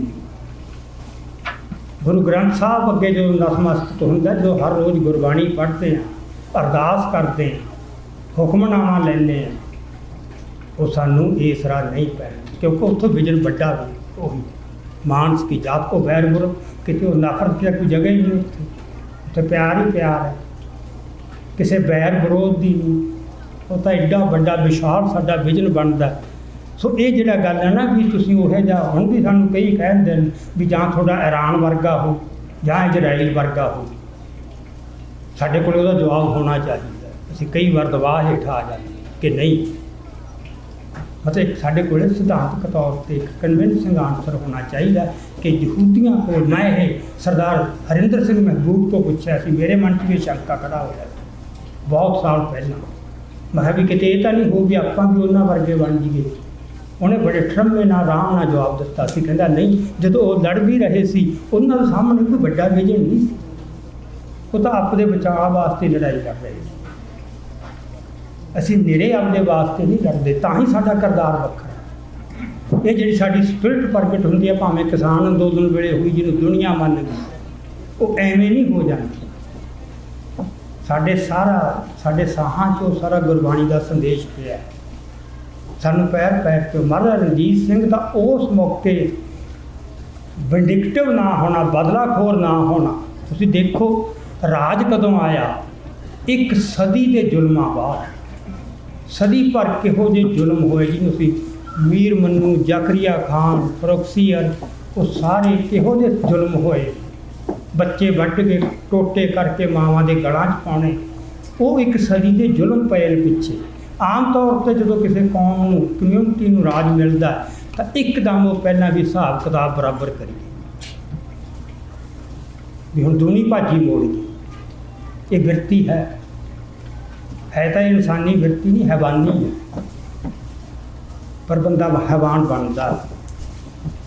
ਸੋ ਇਸ ਕਰਕੇ ਹੋਰ ਕੋਈ ਕਮਿਊਨਿਟੀ ਹੁੰਦੀ ਤਾਂ ਮਹਾਰਾਜਾ ਰਣਜੀਤ ਸਿੰਘ ਨੇ ਰਾਜ ਲੈਂਦੇ ਹੀ ਚੁਣ ਚੁਣ ਕੇ ਬਦਲੇ ਲੈਣੇ ਸੀ।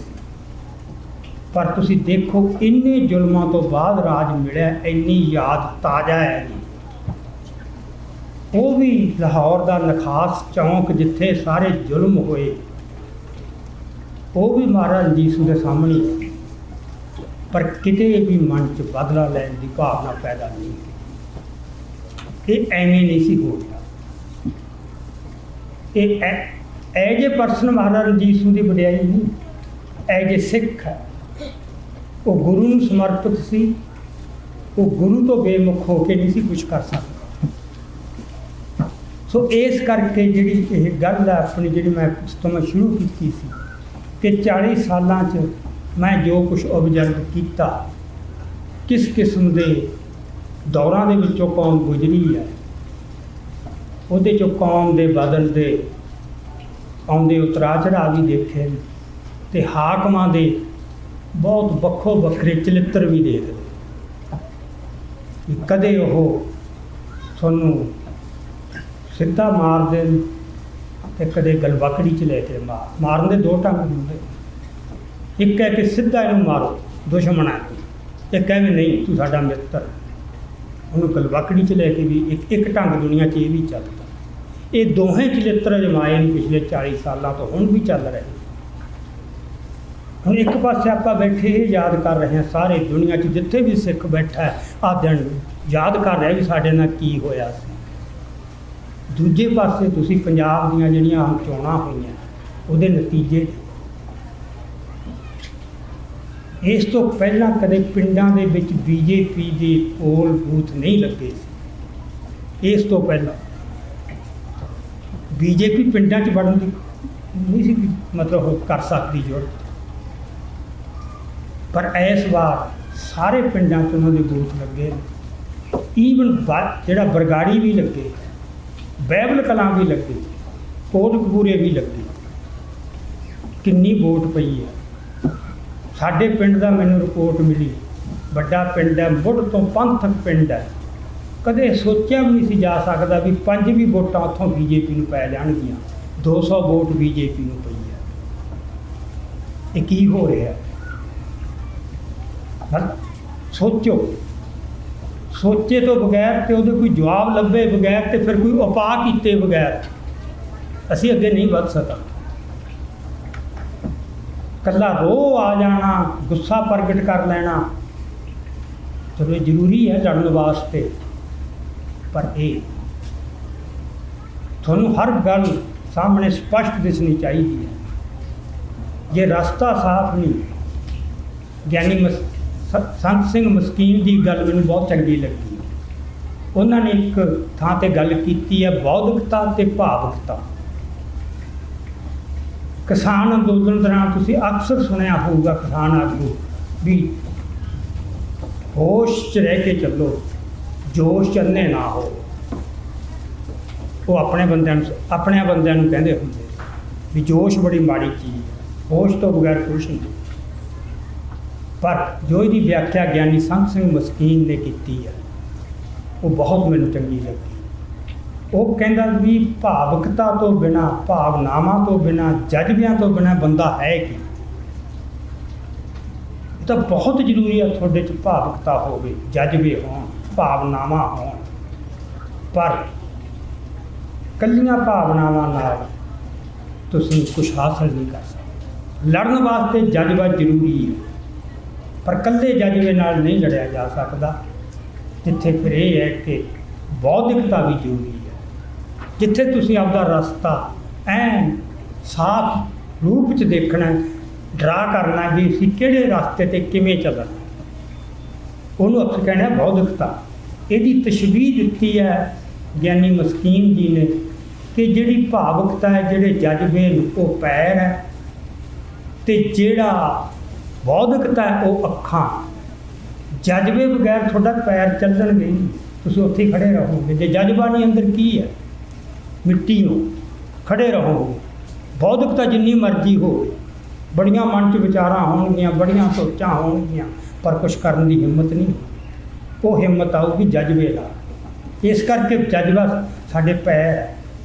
ਪਰ ਕਹਿੰਦਾ ਵੀ ਜੇ ਪੈਰ ਤੁਹਾਨੂੰ ਤੋਰਦੇ ਨੇ ਪਰ ਦਿਸ਼ਾ ਸਾਫ਼ ਨਹੀਂ, ਦ੍ਰਿਸ਼ਟੀ ਤੁਹਾਡੇ ਕੋਲ ਹੈ ਨਹੀਂ, ਅੱਖਾਂ ਕੰਮ ਨਹੀਂ ਕਰ ਰਹੀਆਂ, ਤੁਰੋਗੇ ਤਾਂ ਸਹੀ ਪਰ ਕੀ ਪਤਾ ਕਿਹੜੇ ਰਾਹ ਤੁਰੇ ਜਾਂਦੇ। ਉਹ ਰਾਹ ਠੀਕ ਵੀ ਹੈ ਕਿ ਨਹੀਂ, ਬਿਲਕੁਲ ਗਲਤ ਰਾਹ ਵੀ ਜਾ ਸਕਦੇ। ਸੋ ਇਸ ਕਰਕੇ ਦੋਹਾਂ ਦਾ ਸੁਮੇਲ ਜ਼ਰੂਰੀ ਹੈ। ਸੋ ਉਹ ਜੋ ਕਿਸਾਨ ਆਗੂ ਸਾਨੂੰ ਮੱਤਾਂ ਦਿੰਦੇ ਸੀ ਨਾ ਵੀ ਹੋਸ਼ ਜ਼ਰੂਰੀ ਹੈ, ਉਹਨਾਂ ਨੂੰ ਜਿਹੜਾ ਇੱਕ ਦੋਹਾਂ ਦਾ ਇੱਕ ਆਰਗੈਨਿਕ ਰਿਲੇਸ਼ਨਸ਼ਿਪ ਹੈ, ਉਹ ਤਾਂ ਇੱਕ ਇਹਨੂੰ ਬਾਈਨਰੀਜ਼ ਬਣਾ ਕੇ ਪੇਸ਼ ਕਰ ਰਹੇ ਸੀ, ਜੋ ਇੱਕ ਪੱਛਮ ਦਾ ਰਿਵਾਜ ਹੈ। ਅਤੇ ਇੱਕ ਹੀਨਤਾ ਦਾ ਭਾਵ ਲਿਆਉਣਾ ਚਾਹੁੰਦੇ ਸੀ ਕਿ ਤੁਹਾਨੂੰ ਅਕਲ ਸਾਡੇ ਕੋਲੇ ਹੈ, ਤੁਸੀਂ ਤਾਂ ਵੀ ਜੋਸ਼ ਚੰਨੇ ਹੋਏ ਹੋ।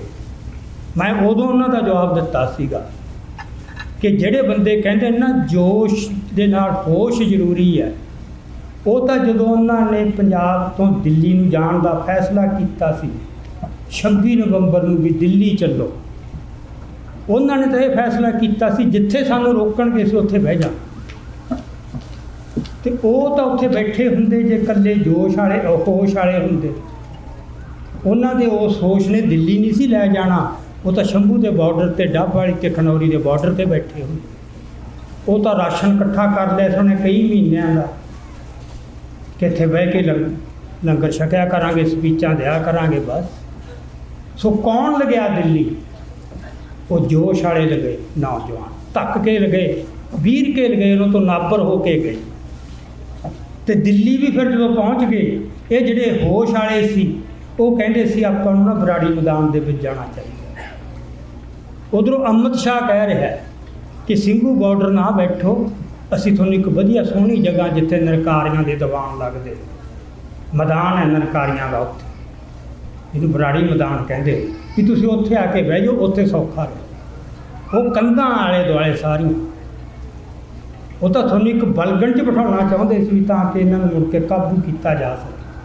ਸੋ ਜਿਹੜੇ ਹੋਸ਼ ਵਾਲੇ ਕਹਿੰਦੇ ਸੀ ਨਾ ਵੀ ਜੋਸ਼ ਨਹੀਂ ਹੋਸ਼ ਦੀ ਲੋੜ ਹੈ, ਉਹ ਤਾਂ ਉੱਥੇ ਲੈ ਜਾਣਾ ਚਾਹੁੰਦੇ ਸੀ। ਇਹ ਜੋਸ਼ ਵਾਲਿਆਂ ਨੇ ਫੈਸਲਾ ਕੀਤਾ ਵੀ ਨਹੀਂ, ਅਸੀਂ ਉਸ ਜੇਲ੍ਹ 'ਚ ਨਹੀਂ ਜਾਣਾ, ਉਹ ਤਾਂ ਇੱਕ ਜੇਲ੍ਹ ਆ, ਸਾਨੂੰ ਪਤਾ ਅਸੀਂ ਕਿੱਥੇ ਬਹਿ ਕੇ ਲੜਨਾ ਕਿਵੇਂ ਲੜਨਾ। ਸੋ ਜੰਗ ਦਾ ਇੱਕ ਅਸੂਲ ਹੈ, ਜੰਗ ਲੜਨ ਦਾ ਸਮਾਂ ਅਤੇ ਜੰਗ ਦਾ ਮੈਦਾਨ, ਇਹ ਦੁਸ਼ਮਣ ਤੈਅ ਨਾ ਕਰੇ, ਇਹ ਤੁਸੀਂ ਤੈਅ ਕਰ। ਜਦੋਂ ਉਹ ਲੜਨਾ ਚਾਹੁੰਦਾ ਹੈ, ਤੁਹਾਨੂੰ ਉਕਸਾ ਰਿਹਾ ਹੈ, ਉਦੋਂ ਜ਼ਰੂਰੀ ਨਹੀਂ ਹੁੰਦਾ ਲੜਿਆ ਜਾਣਾ। ਜਿੱਥੇ ਉਹ ਲੜਨਾ ਚਾਹੁੰਦਾ, ਜਿਹੜਾ ਮੈਦਾਨ ਉਹ ਚੁਣਦਾ, ਉੱਥੇ ਬਾਬਾ ਬੰਦਾ ਸਿੰਘ ਬਹਾਦਰ ਨੇ ਵਜ਼ੀਰ ਖਾਨ ਨੂੰ ਚੱਪੜ ਚਿੜੀ ਦੇ ਮੈਦਾਨ ਤੱਕ ਲਿਆ, ਬਾਹਰ ਕੱਢਿਆ, ਸਰਹੰਦ ਤੋਂ ਬਾਹਰ ਜੰਗ ਕੀਤੀ ਜਾ। ਸੋ ਜੰਗ ਦਾ ਸਮਾਂ ਵੀ ਅਤੇ ਸਥਾਨ ਵੀ ਤੁਸੀਂ ਤੈਅ ਕਰਨਾ। ਸੋ ਇਹ ਕੁਛ ਗੱਲਾਂ ਨੇ ਜਿਹੜੀਆਂ ਸਾਰੇ ਇਸ ਵਰਤਾਰੇ ਦੇ ਵਿੱਚੋਂ ਸਾਨੂੰ ਨਾ, ਆਪਾਂ ਠੀਕ ਹੈ ਇਕੱਠੇ ਤਾਂ ਹੁੰਦੇ ਹਾਂ, ਦਿਨ ਮਨਾਉਂਦੇ ਹਾਂ, ਪਰ ਬਹੁਤ ਕੁਝ ਸਿੱਖ ਕੇ ਅੱਜ ਦਾ ਯੁੱਗ ਹੈ, ਜਿੰਨਾ ਚਿਰ ਤੁਸੀਂ ਤੁਹਾਡੇ ਐਨ ਦਿਮਾਗ ਰੌਸ਼ਨ ਨਹੀਂ ਹੋਣਗੇ, ਜੇ ਰੌਸ਼ਨ ਨਹੀਂ ਹੋਣਗੇ ਫਿਰ ਕਿਸੇ ਧੋਖੇ ਜਾ ਬੜਾ ਕੁਝ ਸਾਹਮਣੇ ਛੱਡਿਆ ਜਾਓ। ਕਿਉਂ ਐਵੇਂ ਮਰਦੇ ਫਿਰਦੇ ਹੋ, ਕੀ ਲੋੜ ਹੈ, ਆਓ MP ਬਣ ਜਾਓ, ਸਰਕਾਰ ਬਣਾ ਲਓ, ਆਓ ਕਰ ਲਓ। ਇਹ ਬੜੇ ਲਾਲਚ ਦਿੱਤੇ ਜਾਣਗੇ, ਟੈਂਪਟੇਸ਼ਨਸ। ਇਹ ਸਿੱਖ ਨੇ ਦੇਖਣਾ, ਇਹ ਹੈ ਠੀਕ ਹੈ, ਉਹਦੇ ਵਾਸਤੇ ਕੋਈ ਵੀ ਹਥਿਆਰ ਵਰਜਿਤ ਨਹੀਂ, ਕਦੋਂ ਕਿਹੜਾ ਹਥਿਆਰ ਵਰਤਣਾ ਅਤੇ ਕਿਵੇਂ ਵਰਤਣਾ, ਇਹਦੀ ਚੋਣ ਦੁਸ਼ਮਣ ਨਹੀਂ ਕਰੇ, ਅਸੀਂ ਕਰੀਏ। ਉਹਦੇ ਮੁਤਾਬਕ ਨਾ ਹੋਵੇ, ਅਸੀਂ ਕਰੀਏ। ਇਹ ਫੈਸਲਾ ਉਹ ਨਾ ਕਰੇ, ਅਸੀਂ ਕਰੀਏ। ਬਸ ਇਹ ਇੱਕ ਕੁਛ ਗੁਰ ਹੈ ਲੜਾਈ ਦੇ, ਸੰਤਾਂ ਨੇ ਇਵੇਂ ਕੀਤਾ। ਜਿੱਥੇ ਉਹ ਲੜਨਾ ਚਾਹੁੰਦੇ ਸੀ, ਬਾਰ-ਬਾਰ ਸੰਤਾਂ 'ਤੇ ਕਿੰਨਾ ਪ੍ਰੈਸ਼ਰ ਪਵਾਇਆ, ਈਵਨ ਜਿਹੜੇ ਅਕਾਲੀ ਦਲ ਤੋਂ, ਸ਼੍ਰੋਮਣੀ ਕਮੇਟੀ ਤੋਂ, ਸਿੰਘ ਸਾਹਿਬਾਨ ਤੋਂ, ਕਿ ਜੀ ਤੁਸੀਂ ਜੇ ਲੜਨਾ ਇੱਥੋਂ ਬਾਹਰ ਚਲੇ। ਇਹ ਸੰਤਾਂ ਦਾ ਚੇਤੰਨ ਫੈਸਲਾ ਸੀ ਕਿ ਇੱਥੇ ਹੀ ਬਹਿ ਕੇ ਲੜਨਾ। ਕਿਉਂ ਲੜਨਾ? ਮੈਂ ਇਹਦਾ ਕਿਤਾਬਾਂ ਦੇ ਵਿੱਚ ਅਤੇ ਬਹੁਤ ਸਾਰੇ ਭਾਸ਼ਣਾਂ 'ਚ ਜਵਾਬ ਦੇ ਚੁੱਕਿਆ। ਉਹ ਇੱਥੇ ਬਾਰ-ਬਾਰ ਦੁਹਰਾਉਣ ਦੀ ਲੋੜ ਨਹੀਂ। ਸੰਖੇਪ ਸ਼ਬਦਾਂ 'ਚ ਇਹ ਹੈ ਕਿ ਸੰਤ ਦੇਖ ਕੇ ਸਿੱਖਾਂ ਦਾ, ਅਕਾਲੀ ਆਗੂਆਂ ਦਾ, ਸਾਡੇ ਬੁੱਧੀਜੀਵੀਆਂ ਦਾ, ਸਾਡੇ ਵਿਦਵਾਨਾਂ ਦਾ, ਸਾਡੇ ਅਫਸਰਾਂ ਦਾ, ਸਾਰੇ ਸਿੱਖ ਅਫਸਰਾਂ ਦਾ, ਉਹ ਜਿਹੜੀ ਸਾਰਾ ਅਲੀਟ ਵਰਗ ਹੈ ਉਹਦੇ ਵੱਲ ਦੇਖ ਕੇ, ਉਹਦਾ ਕਿਰਦਾਰ ਦੇਖ ਕੇ ਇੱਕ ਨਿਸ਼ਚਿਤ ਨਿਰਣੇ 'ਤੇ ਪਹੁੰਚ ਗਏ ਸੀ ਕਿ ਕੁਛ ਮਰ ਚੁੱਕਿਆ ਸਿੱਖ ਚੋਂ ਕੁਛ ਮਰ ਚੁੱਕਿਆ। ਜਿਵੇਂ ਸਾਨੂੰ ਦਸਮ ਪਾਤਸ਼ਾਹ ਨੇ ਸਿਰਜਿਆ ਸੀ ਨਾ ਉਦੋਂ ਅਨੰਦਪੁਰ ਸਾਹਿਬ ਦੀ ਧਰਤੀ 'ਤੇ, ਉਹ ਨਹੀਂ ਰਹੇ ਸੀ। ਬਹੁਤ ਕੁਛ ਖੁਰ ਗਿਆ ਸਾਡੇ 'ਚ। ਉਹ ਜੋ ਦੁਨਿਆਵੀ ਪ੍ਰਭਾਵ ਗ੍ਰਹਿਣ ਕਰ ਲਏ, ਅਤੇ ਜੇ ਤੁਸੀਂ ਮੁੜ ਕੇ ਫਿਰ ਉਸ ਅਵਸਥਾ 'ਚ ਆਉਣਾ, ਹੋਇਆ ਕਿ ਸੰਤ ਕੀ ਨਿਰਣੇ 'ਤੇ ਪਹੁੰਚੇ ਕਿ ਆਤਮਿਕ ਬਲ ਬੰਦਿਆਂ ਦਾ ਕਮਜ਼ੋਰ ਪੈ ਗਿਆ। ਬੰਦਾ ਕਦੋਂ ਵਿਕਦਾ, ਕਦੋਂ ਲਿਖਦਾ, ਕਦੋਂ ਡਰਦਾ ਭਲਾ? ਸਰੀਰ ਤਾਂ ਉਹੀ ਹੁੰਦੇ ਨੇ ਸਾਰਿਆਂ ਦੇ। ਆਤਮਿਕ ਬਲ ਦੀ ਗੱਲ ਹੈ, ਕਿਸੇ ਕੋਲੇ ਆਤਮਿਕ ਬਲ ਕਿੰਨਾ? ਬਾਹੂ ਬਲ ਨਾਲ ਨਹੀਂ ਹੋਣਾ ਵੀ ਮੈਂ ਰੋਜ਼ ਜਿੰਮ ਜਾਣਾ ਅਤੇ ਮੈਂ ਤਾਂ ਰੋਜ਼ ਖੇਡਦਾ, ਮੇਰਾ ਤਾਂ ਸਰੀਰ ਹੈ। ਇਹ ਸਰੀਰਾਂ ਦੀ ਲੜਾਈ ਨਹੀਂ, ਇਹ ਰੂਹਾਂ ਦੀ ਲੜਾਈ ਹੁੰਦੀ ਹੈ। ਰੂਹਾਂ ਦੇ ਜ਼ੋਰ ਨਾਲ ਲੜਿਆ ਜਾਂਦਾ। ਸੰਤ ਇਸ ਨਿਰਣੇ 'ਤੇ ਪਹੁੰਚ ਗਏ ਕਿ ਸਿੱਖ ਦਾ ਆਤਮਿਕ ਬਲ ਕਮਜ਼ੋਰ ਪੈ ਗਿਆ, ਅਤੇ ਜੇ ਮੁੜ ਕੇ ਫੇਰ ਉਹ ਤਕੜਾ ਕਰਨਾ ਆਤਮਿਕ ਬਲ ਨੂੰ, ਤਾਂ ਉਹਨੂੰ ਉਸ ਸੋਮੇ ਨਾਲ ਜੋੜਿਆ ਜਾਵੇ ਜਿੱਥੋਂ ਉਹਨੂੰ ਆਤਮਿਕ ਬਲ ਮਿਲੇ। ਜਿਵੇਂ ਸਰੀਰਕ ਬਲ ਤੁਹਾਨੂੰ ਜਿੰਮਾਂ 'ਚੋਂ ਮਿਲ ਜੂਗਾ, ਖੇਡ ਦੇ ਮੈਦਾਨਾਂ 'ਚੋਂ ਮਿਲ ਜੂਗਾ, ਜਿਹੜਾ ਆਤਮਿਕ ਬਲ ਹੈ, ਅਧਿਆਤਮਿਕ ਬਲ ਹੈ, ਇਹਦੇ ਵੀ ਕੋਈ ਮੈਦਾਨ ਹੈਗੇ। ਉਹ ਹੈ ਗੁਰੂ ਨਾਲ ਜਦੋਂ ਤੁਹਾਡੀ ਲਿਵ ਲੱਗੂ ਨਾ, ਜਦੋਂ ਗੁਰੂ ਨਾਲ ਜੁੜੋਗੇ, ਜਿਹੜੀ ਉਹ ਸ਼ਕਤੀ, ਪ੍ਰੇਰਨਾ ਅਤੇ ਤਾਕਤ ਉਹ ਜਦੋਂ ਆਊਗੀ ਅੰਦਰ, ਉਹਦਾ ਕੋਈ ਮੁਕਾਬਲਾ ਨਹੀਂ। ਸੋ ਸਿੱਖ ਆਪਦੇ ਗੁਰੂ ਨਾਲ ਟੁੱਟ ਚੁੱਕਿਆ, ਉਹ ਰਿਸ਼ਤਾ ਕਮਜ਼ੋਰ ਪੈ ਗਿਆ ਸੀ। ਮੱਥਾ ਟੇਕਦਾ ਸੀ, ਘਰੇ ਫੋਟੋਆਂ ਵੀ ਰੱਖੀਆਂ, ਗੁਰਪੁਰਬ ਵੀ ਮਨਾਉਂਦਾ, ਸਭ ਕੁਛ ਕਰਦਾ, ਪਰ ਉਹ ਜਿਹੜੀ ਜਜ਼ਬਾ ਹੈ ਨਾ, ਉਹਦੀ ਸ਼ਿੱਦਤ ਠੰਡੀ ਪੈ ਗਈ ਸੀ, ਇੰਟੈਂਸਿਟੀ ਉਹ ਬਿਲਕੁਲ ਠਰ ਗਈ ਸੀ। ਉਹ ਇੱਕ ਫਿਰ ਕਰਮਕਾਂਡ ਹੀ ਰਹਿ ਜਾਂਦਾ ਜਦੋਂ ਉਦੋਂ ਬਾਅਦ। ਤਾਂ ਸੰਤਾਂ ਨੂੰ ਇਹ ਸੀ ਕਿ ਇਹ ਦੁਬਾਰਾ ਜਗਾਈ ਜਾਵੇ। ਉਹ ਤਾਂ ਦੁਬਾਰਾ ਜਾਗੂਗੀ ਜੇ ਉਹ ਆਪਦੇ ਸੋਮੇ ਨਾਲ, ਆਤਮਿਕ ਬਲ ਦੇ ਜਿੱਥੋਂ ਨੂੰ ਆਤਮਿਕ ਬਲ ਮਿਲਦਾ, ਉਹ ਸੋਮੇ ਨਾਲ ਜੋੜਿਆ ਜਾਵੇ। ਤੁਹਾਨੂੰ ਯਾਦ ਹੈ ਕਿ ਮੁਗਲਾਂ ਜਦੋਂ ਢਾਉਂਦੇ ਸੀ ਦਰਬਾਰ ਸਾਹਿਬ ਨੂੰ, ਸਿੱਖ ਫੇਰ ਆਉਂਦੇ ਸੀ, ਕਿੰਨੀਆਂ ਜਾਨਾਂ ਇਸ ਗੱਲ ਵਾਸਤੇ ਕੁਰਬਾਨ ਕਰਦੇ ਸੀ ਕਿ ਸਰੋਵਰ ਦੇ ਵਿੱਚ ਇਸ਼ਨਾਨ ਕਰਨਾ ਹੀ ਕਰਨਾ। ਘੋੜਿਆਂ 'ਤੇ ਆਉਂਦੇ ਆ, ਛੂਟ ਵੱਟ ਕੇ ਬਿਜਲੀ ਦੀ ਫੁਰਤੀ ਆਉਂਦੀ, ਚੁੱਭੀ ਲਾ ਕੇ ਫੇਰ ਨਿਕਲ ਜਾਂਦੇ ਸੀ ਵਰਦੇ ਤੀਰਾਂ 'ਤੇ ਵਰਤੀਆਂ ਤਲਵਾਰਾਂ ਦੇ ਵਿੱਚ। ਅਤੇ ਉਹਨਾਂ ਹਾਕਮਾਂ ਨੇ ਸੋਚਿਆ ਗੱਲ ਕੀ ਹੈ, ਫਿਰ ਉਹਨਾਂ ਨੂੰ ਕਿ ਇੱਥੋਂ ਇਹਨਾਂ ਨੂੰ ਬਲ ਮਿਲਦਾ। ਇਹ ਜਿਹੜਾ ਜਲ ਹੈ ਨਾ, ਜਿਹੜਾ ਸਰੋਵਰ ਹੈ, ਇਹ ਇਹਨਾਂ ਦੀ ਤਾਕਤ ਦਾ ਸੋਮਾ ਹੈ, ਇੱਥੋਂ ਇਹਨੂੰ ਬਲ ਮਿਲਦਾ। ਠੀਕ ਸੋਚਿਆ ਸੀ ਉਹਨਾਂ ਨੇ। ਸੋ ਸੰਤਾਂ ਨੇ ਸੋਚਿਆ ਕਿ ਇਹਨਾਂ ਨੂੰ ਆਪਦੇ ਇਹ ਸੋਮੇ ਨਾਲ ਇਹ ਬਲ ਨਾਲ ਫੇਰ ਜੋੜਿਆ, ਜਿਹਦਾ ਜਦੋਂ ਗੁਰੂ ਨਾਲ ਫੇਰ ਉਹਨੂੰ ਮਤਲਬ ਜੋੜਿਆ। ਗੁਰੂ ਨਾਲ ਯਾਦ ਕਮਜ਼ੋਰ ਪੈ ਗਈ ਨਾ, ਉਹ ਜਜ਼ਬਾ ਠਰ ਗਿਆ। ਉਹ ਜਜ਼ਬਾ ਮੁੜ ਭਖਾਇਆ ਜਾਵੇ, ਉਹ ਮੁੜ ਤਾਂ ਭਖੂਗਾ ਕਿ ਜਿਹੜਾ ਹਰਿਮੰਦਰ ਸਾਹਿਬ, ਪਵਿੱਤਰ ਸਰੋਵਰ, ਅਕਾਲ ਤਖਤ ਸਾਹਿਬ, ਇਹ ਸਿਰਫ ਇਮਾਰਤਾਂ ਨਹੀਂ, ਇਹ ਜਿਹੜੀ ਧਰਤੀ ਹੈ, ਇਹ ਧਰਤੀ ਦੇ ਨਾਲ ਗੁਰੂ ਦੀ ਯਾਦ ਜੁੜ ਗਈ ਸੀ। ਹੌਲੀ ਹੌਲੀ ਫਿਰ ਸਿੱਖ ਦਾ ਜਿਹੜਾ ਅਨੁਭਵ ਸੀਗਾ, ਉਹ ਸਾਰਾ ਪੰਜਾਬ ਹੀ ਗੁਰੂ ਵਾਸਤੇ ਹਰਿਮੰਦਰ ਸਾਹਿਬ ਬਣ ਗਿਆ, ਜਿੱਥੇ ਫਿਰ ਇੰਨੀਆਂ ਜਾਨਾਂ, ਇੰਨੀਆਂ ਜ਼ਿੰਦਗੀਆਂ, ਇੰਨੀਆਂ ਜੰਗਾਂ ਲੜੀਆਂ ਗਈਆਂ, ਜਿਹਦੇ ਵਿੱਚੋਂ ਮੈਂ ਗੱਲ ਕੀਤੀ ਸੀ ਕਿ ਉਹ ਕਣ ਕਣ ਪਵਿੱਤਰ ਹੋ ਚੁੱਕਾ ਰੂਹਾਨੀਅਤ ਨਾਲ, ਜਿੱਥੇ ਸਾਡਾ ਦਾਅਵਾ ਹੈ। ਸੋ ਸਾਡਾ ਦਾਅਵਾ ਰਾਜ ਦਾ ਬਿਲਕੁਲ ਕਿਸੇ ਵੱਖਰੇ ਮੰਡਲ 'ਚੋਂ ਆਇਆ ਹੈ। ਜਿਹੜਾ ਪ੍ਰਚਲਿਤ ਦੁਨੀਆ ਦਾ ਦਸਤੂਰ ਹੈ, ਉਹਨਾਂ ਦੇ ਰਾਜ ਦਾ ਦਾਅਵਾ ਵੱਖਰੀ। ਇਸ ਕਰਕੇ ਜਦੋਂ ਸਾਨੂੰ ਇਸ ਤਰ੍ਹਾਂ ਦਾ ਰਾਜ ਮਿਲੂ, ਤੁਸੀਂ ਦੇਖਿਓ ਉਹਦੀ ਆਭਾ ਸਾਰੇ ਸੰਸਾਰ 'ਚੋਂ ਬਿਲਕੁਲ ਵੱਖਰੀ।